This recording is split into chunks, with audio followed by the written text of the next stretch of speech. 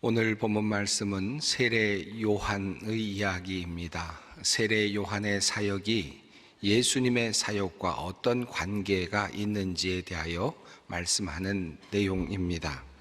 이 세례 요한의 이야기는 마태, 마가, 누가 복음뿐만 아니라 요한복음에 이르기까지 매우 중요하게 다루고 있는 그런 이야기입니다. 즉, 네 복음서가 모두 공히 다루고 있는 이야기라 할 수 있겠습니다. 한마디로 성경에 나타나고 있는 세례 요한의 모습은 예수님의 사역을 준비하는 자로, 그리고 예수님의 그 길을 닦는 자로, 여는 자로 그렇게 묘사되고 있습니다. 특별히 오늘의 본문은 세례 요한의 사역이 그냥 단순하게 이루어진 것이 아니라 구약에 나오는 말씀의 예언의 성취였다는 사실을 우리에게 알려주고 있습니다. 이사야서 40장을 인용하면서 누가복음 본문 말씀은 이렇게 말씀합니다. 요한은 요단강 주변 온 지역을 찾아가서 죄 사함을 받게 하는 회개 세례를 선포하였다. 그것은 이사야의 예언서에 적혀 있는 대로였다. 광야에서 외치는 이의 소리가 있다. 너희는 주님의 길을 예비하고 그 길을 곧게 하여라. 누가복음을 비롯하여서 또 모든 복음서가 전하는 내용은 동일합니다. 광야에 나가서 요단강에서 세례를 베풀었던 이 요한은 주님의 길을 예비하는 광야에 외치는 소리였다라고 하는 말씀입니다. 특별히 누가복음은 세례 요한의 탄생의 과정을 어느 복음서보다도 더 자세하게 우리에게 알려주고 있습니다. 어떻게 해서 그 세례 요한의 잉태가 천사들을 통하여 전해졌는지, 또 어떻게 잉태되게 되었는지, 그리고 어떻게 태어나게 되었는지를 자세하게 우리에게 알려주고 있습니다. 그만큼 세례 요한의 비중을 아주 중요하게 다루고 있다라고 할 수 있겠습니다. 왜 성경은 예수님의 이야기, 특별히 예수님의 탄생 이야기와 관련하여서 세례 요한의 이야기를 이토록 비중 있게 다루고 있을까 하는 질문이 생겨날 수 있겠습니다. 학자들은 이것에 대하여 여러 가지 학설들을 내놓고 있습니다. 세례 요한이 예수님 당시에 유대 지역 이스라엘 사람들에게 너무나도 큰 영향을 미치는 선지자의 역할을 했기 때문에, 그래서 세례 요한과의 연계성을 인정하지 않고서는 예수님께서 사역하는 것이 정당화될 수 없었을 것이다, 인정받을 수 없었을 것이다 라고 하는 주장을 하는 학자들도 있습니다. 또 어떠한 이는 예수의 운동이 세례 요한의 운동으로부터 축발되었기 때문이다 라고 그렇게 이해하고 말하는 분들도 있습니다. 또 어떤 이는 심지어 예수가 세례 요한의 제자였을 것이다 라고 그렇게 추정하는 그런 이야기를 하기도 합니다. 물론 이러한 이야기들은 모두 학자로서 그들이 학문적으로 그저 추측하는 이야기에 불과합니다. 성경은 분명히 그러한 이야기에 동의하지 않습니다. 이러한 주장들은 성경이 우리에게 전하는 바가 분명 아닙니다. 성경은 세례 요한은 철저히 예수님의 사역을 위한 준비자로, 길을 여는 사람으로 그렇게 묘사되고 있습니다. 그리고 세례 요한과 예수님은 아주 큰 차별이 있습니다. 세례 요한은 인간을 상징하고 또 인간을 대표하고 선지자의 한 사람이지만, 예수는 하나님의 아들이요 하나님 자신이셨습니다. 차원이 다른 존재였다라는 사실을 성경은 누누이 우리에게 강조하고 있습니다. 우리가 종종 대강절, 대림절 본문으로 읽고 있는, 효동문으로 읽고 있는 본문 말씀이 있죠. 이사야 본문 중에 또 이런 본문이 있습니다. 나아가거라, 성 바깥으로 나아가거라, 백성이 돌아올 길을 만들어라, 큰 길을 닦고 돌들을 없애어라, 문민족이 보도록 깃발을 올려라. 이 세례 요한에 대한, 주님의 오심을 준비하는 사람에 대한 예언이 이사야서에는 여러 곳에 등장하고 있습니다. 단 한 번만 등장하는 것이 아니라 여러 곳에서 세례 요한과 같은 사람의 존재 등장에 대한 예언이 이어졌습니다. 세례 요한은 그와 같은 예언의 말씀을 힘입고 나온 예언의 성취였습니다. 주님의 길을 예비하는 자로서, 그리고 백성들이 돌아올 길을 예비하는 자로서, 돌들을 없애고 그리고 큰 길을 닦는 사람으로서, 그런 존재로서 예언되었고 그 존재로서 태어났고 그 길을 갔던 사람이었습니다. 이 이야기를 읽어가면서, 그리고 세례 요한과 관련된 이야기를 읽어가면서 한 가지 질문이 떠오르곤 합니다. 아마 여러분도 비슷한 질문을 하셨을지도 모르겠습니다. 자, 왜 성경은 예수님께서 오시기 전에 길을 예비하라고, 그리고 길을 닦으라고, 돌들을 없애라고, 평탄케 하라고 그렇게 말씀하셨을까 하는 질문입니다. 예수님께서 오실 때에 평탄해지고 돌들이 사라지고 모든 것들이 다 그대로 작동할 수도 있지 않았을까 하는 생각을 하게 되는 것이죠. 한 걸음 더 나아가서 왜 예수님께서 구원의 사역을 하시기 전에 꼭 세례 요한과 같은 준비하는 길을 닦는 사람들이 필요했을까라고 하는 질문이 또 한 질문이 됩니다. 구원자 예수님께서 이 땅에 오셔서 직접 구원 사역을 행하셨다면 예수님에게 어떤 부족함이 있었을까 하는 질문이 떠오르기도 합니다. 과연 세례 요한이 없었다면 예수님께서는 이 땅에서 구원의 사역을 잘 감당해내실 수 없었을까, 실패했을까라고 하는 질문이기도 합니다. 사실 세례 요한이 한 것이라고는 요단강에서 물로 사람들에게 세례를 베푼 것뿐입니다. 그리고 예수님에게 물로 세례를 베푼 것뿐입니다. 그렇다 하더라도 이것이 과연 예수님의 구원 사역에 반드시 필요한 일이었는가라는 질문이 떠오르죠. 그것이 없었다면 예수님의 사역은 불가능했을까? 길을 닦지 않았다면 예수님은 일할 수 없었는가 하는 질문이 떠오릅니다. 그분의 능력은 한이 없으시고 그리고 모자람이 없으신데 왜 하나님은 세례 요한과 같은 사람을 필요로 하셨고 먼저 사용하시고자 하셨는가? 그리고 그것도 그냥 우발적으로 하신 것이 아니라 예언하시고 작정하시고 준비하셔서 그와 같은 일을 하셨는가 하는 질문입니다. 성경에는 이와 비슷한 질문을 야기하는 여러 이야기들이 존재합니다. 예를 들어서 예수님께서 죽은 나사로를 살리시는 이야기가 그러합니다. 예수님께서 나사로가 죽었다는 이야기를 들으시고 베다니 지역으로 돌아오셨을 때 이미 나사로는 죽은 지 나흘이나 되어 있었고 그리고 이미 무덤에 매장된 상태였습니다. 그런데 예수님께서는 그의 무덤 앞으로 가셔서 이렇게 말씀을 하십니다. 예수께서 이르시되 돌을 옮겨 놓으라 하시니 그 죽은 자의 누이 마르다가 이르되 주여 죽은 자가 나흘이 되었음에 벌써 냄새가 나나이다 라고 말하는 장면이 나옵니다. 이 말씀을 읽으면서 앞서 말씀드린 내용과 비슷한 질문이 떠오릅니다. 예수님은 지금 죽은 지 나흘이나 된 나사로를, 지금 썩어 냄새 나는 나사로를 살리실 순간에 있습니다. 그만큼 놀라운 능력을 보여주실 그런 순간이었습니다. 그런데 꼭 돌을 옮겨 놓아야만 했겠는가 라고 하는 질문이 생겨납니다. 능력이 많으신 주님께서는 얼마든지 돌도 치우실 수 있지 않았을까요?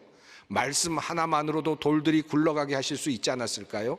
그냥 나사로야 나오라라는 말씀 하나만으로 돌의 문이 열리고 나사로가 그냥 나올 수도 있지 않았겠습니까? 그런데 왜 예수님께서는 주변의 사람들에게 돌을 옮겨 놓으라 라고 그렇게 말씀하셨을까요? 예수님께서는 사람을 살리실 수 있는 능력은 있지만 돌을 옮기실 수 있는 능력은 없었을까요? 사실 예수님께서 부활하셨을 당시에 예수님의 무덤을 가로막고 있었던 돌문이 스스로 열려졌다는 사실을 성경은 우리에게 증언합니다. 예수님께서 부활하셨을 때 돌문이 활짝 열렸습니다. 하나님의 능력으로 얼마든지 가능한 일이었습니다. 그런데 왜 예수님께서는 주변의 사람들에게 돌을 옮겨 놓으라 라고 말씀을 하셨을까 하는 것입니다. 그리고 예수님께서는 나사로를 향하여서 돌이 옮겨진 다음에 돌문을 연 후에 나사로를 살려내셨습니다. 우리는 이 대목에서 주의 길을 예비하라 라고 하는 말씀의 의미가 무엇인지 어느 정도 그 중요한 관점을 한 가지 얻을 수가 있습니다. 세례 요한의 경우도 그렇고, 그리고 나사로의 무덤 주위에 있었던 사람의 경우도 그렇고, 주님의 길을 예비하는 것은 꼭 그들이 있어야만 했던 것은 아니었습니다. 반드시 그 일이 있어야만 예수께서 능력을 발휘하실 수 있었던 것은 아니었다라고 하는 말씀입니다. 이것이 의미하는 바가 무엇일까요?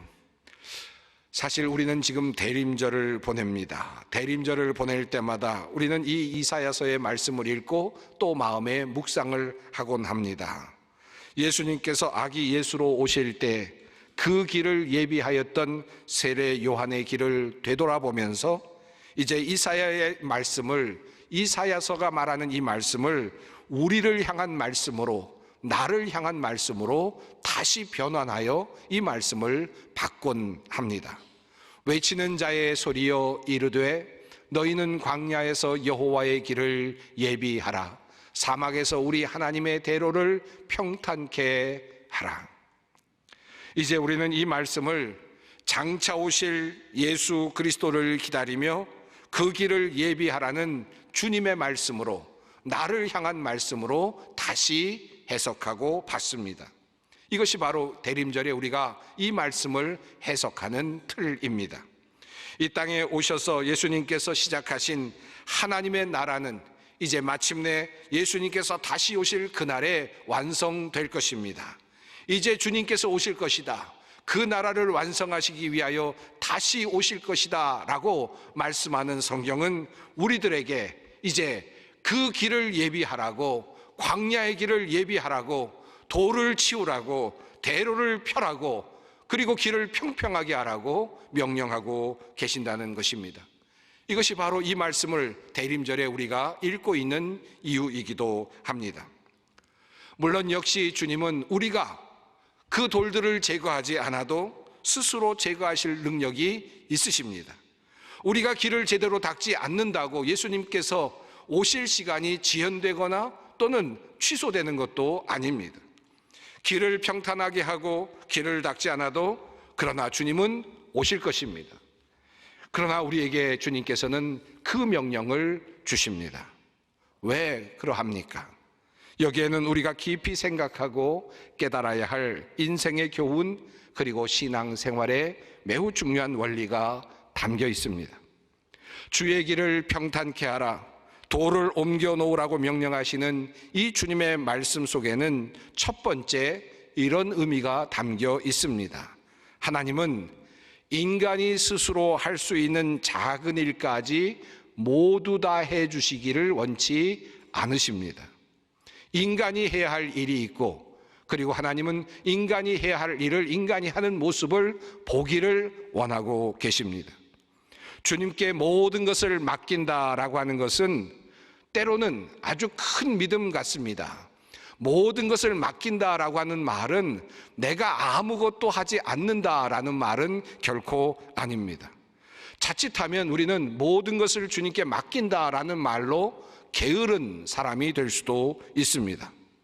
아무것도 하지 않으면서 하나님만 의지하는 것은 진정한 하나님을 높이는 일이 아닙니다. 도리어 하나님에 대한 불경에 해당되는 죄이기도 합니다. 공부를 전혀 하지 않고 다음날 있을 시험지의 답안지를 환상으로 보여달라고 기도한다면 그 기도는 주님께서 절대로 들어주시지 않을 것입니다. 하나님은 그런 방식으로 일하시는 분이 아니십니다. 또 어떤 경우는 끝까지 부모에게 도움을 받지 않으려고 하는 아이가 있을 수도 있습니다. 이것 역시 하나님의 관점에서 보면 또 다른 근심거리일 것입니다. 어린아이가 만약에 끝까지 부모의 도움을 거절하고 도움을 받을 수 있는데도 불구하고 혼자 하겠다고 하면서 그렇게 고집을 부린다면 그것은 부모에 대한 신뢰가 없음을 표현하는 것이고 부모에 대한 저항감이 강한 것을 보여줄 뿐입니다. 거부감이 표현될 뿐이라는 말씀입니다. 도움을 거절하는 것도 불신앙이요, 도움만 바라고 아무것도 하지 않는 것도 불신앙이라는 말씀입니다. 돌을 옮겨 놓으라라고 하는 이 주님의 명령, 길을 평탄케 하라고 하는 이 주님의 명령은 하나님의 나라가 이 땅에 오게 하기 위하여 너희는 최선을 다하라라고 하는 말씀입니다. 하나님의 뜻이 이 땅에서 이루어지기를 원하며 너희는 최선을 다해서 살아야 된다라고 하는 그런 하나님의 초청이기도 합니다. 둘째로 이 주님의 명령은 하나님께서 인간과 동역하기를 원하신다는 뜻이 담겨 있습니다. 하나님은 연약한 인간인 우리를 선택하셔서 우리와 더불어 하나님의 위대한 일을 하시기를 원하고 계십니다. 모세가 없었다면 이스라엘 민족을 애굽에서 해방시킬 수 없었을까요? 하나님께서 무력한 하나님이시기 때문에 반드시 모세가 필요했을까요? 그래서 모세가 없었으면 이스라엘의 출애굽도 불가능했을까요? 그렇지는 않았을 것입니다. 루터가 없었다면 종교개혁이 불가능했을까요? 루터 칼빈을 사용하지 않았더라면 이 땅의 종교개혁은 없었을까요? 선교사나 혹은 목사나 이런 분들이 없었다면 복음 전파가 불가능해서 주님 홀로 하시기가 어려워서 힘이 모자라서 그들을 불러서 사용하신 것일까요? 그것이 아니죠. 고귀한 인류를 위한 구원하시는 하나님의 놀라운 일에 부족한 우리를 동참시키시기 위한 하나님의 배려요 축복의 초청이었다는 것입니다. 그리고 그 구원의 기쁨, 그리고 그 영광을 우리에게 나누어 주시기 위해서 우리에게 돌을 옮겨 놓으라, 물을 채우라, 그리고 길을 평탄케 하라고 명령하시는 것입니다. 사랑하는 성도 여러분, 2024년이 이제 마무리되어 가고 있습니다. 그리고 또 오고 있는 하나님의 나라를 대망하며 기다리는 대림절 두 번째 주일을 맞이하고 있습니다. 주님은 말씀하십니다. 오실 메시아, 오실 주님, 심판주로 오실 그 주님을 기다리며 이제 그 길을 예비하라 라고 명령하십니다. 사막에서 하나님의 대로를 평탄케 하라고 우리에게 말씀하십니다. 큰 길을 닦고 그리고 돌들을 옮기라고 우리에게 말씀하고 있습니다. 이제 2025년을 바라보면서 저는 여러분의 목회자로서 소망교회 모든 성도님들에게 한 가지 초청을 드리고자 합니다.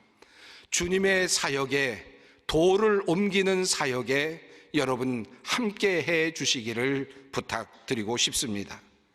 주의 길을 예비하라, 그리고 돌을 옮겨 놓으라. 이 일은 작은 곳에서부터 시작되는 것입니다.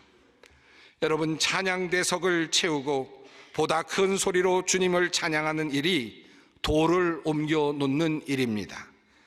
여러분, 호산나 찬양대 여전히 자리가 있습니다. 비집고 들어갈 곳이 있습니다. 여러분 들어가셔서 함께 찬양하는 일이 돌을 옮겨 놓으라는 주님의 명령에 응하는 것입니다. 이미 1천여 명의 교사들이 교회 학교에서 사역을 하고 있습니다마는 여전히 교사는 필요하고 그리고 부족합니다. 어린 영혼 한 영혼을 살리는 일이 돌을 옮겨 놓는 일입니다. 남선교회, 여전도회 사역을 감당하는 일, 돌을 옮겨 놓는 일입니다. 권사로 예배를 돕고 슬픔을 당한 사람들을 위로하는 일, 주님의 일입니다.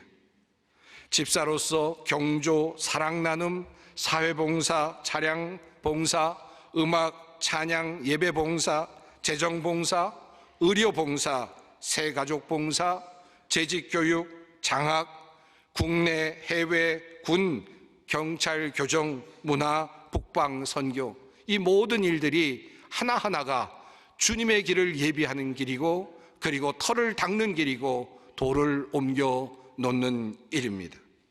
한 지구의 교구장으로 섬기고 구역장으로 섬기고 권찰로 섬기는 일이 또한 길을 여는 일입니다. 저는 여러분에게 그 자리로 나오실 것을 목회자로서, 목사로서 권면드립니다. 이것이 바로 돌을 옮겨 놓는 일입니다.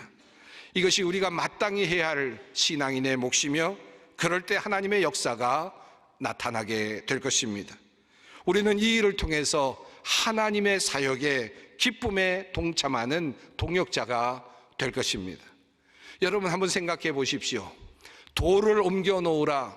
무덤 앞에서, 나사로가 죽어 있는 그 무덤 앞에서 돌을 옮겨 놓았던 어느 한 사람들, 어느 몇 사람들, 그 사람들은 그저 단지 돌을 옮겨 놓았을 뿐인데 그들이 목격하고 보았던 그 사건은 죽었던 사람이 살아나는 놀라운 경험이요 역사였습니다. 아마도 돌을 옮겨 놓을 때 그 사람들은 이런 생각을 했겠죠. 이 돌을 옮겨 놓는 것이 무슨 의미가 있을까? 돌을 옮겨 놓으면 어떤 일이 일어날까? 약간의 기대한, 약간의 어떤 생각들, 이런 것들이 있었겠죠. 그런데 나사로가 살아나는 놀라운 경험을 그들은 하였습니다. 그리고 그 일에 동역자가 됩니다. 물을 채울 때도 마찬가지입니다. 하인들이 물을 채우면서 어떤 생각을 했을까요? 포도주가 동이 났는데 물을 채워서 어떻게 한단 말인가? 이것이 나의 일이 무슨 도움이 된단 말인가? 이것이 나에게, 이것이 어떤 이 문제를 해결하는데 어떤 큰 도움이 된단 말인가? 그런데 하나님의 역사는 놀랍게 드러났고 그리고 포도주가 되는 그 경험을 합니다.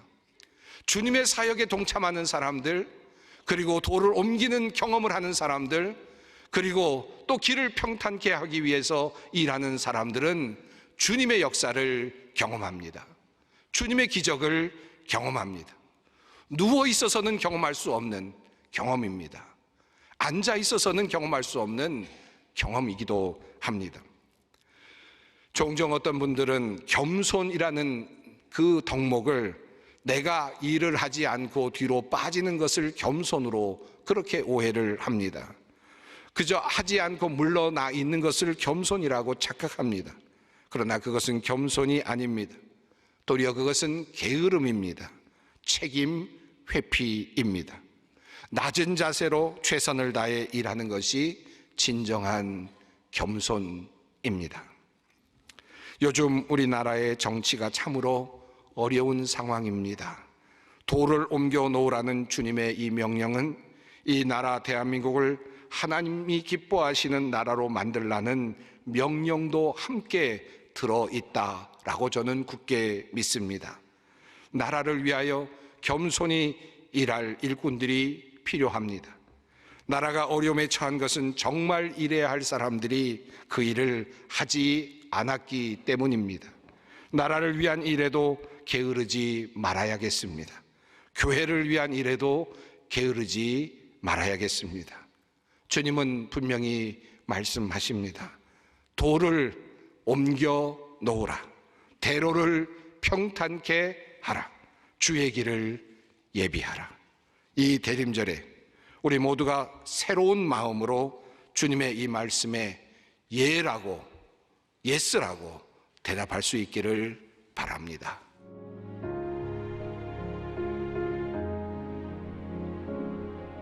지금은 선교 헌금 시간입니다. 이 예배를 통해 삶 가운데 은혜와 회복이 충만하시길 간절히 기도합니다.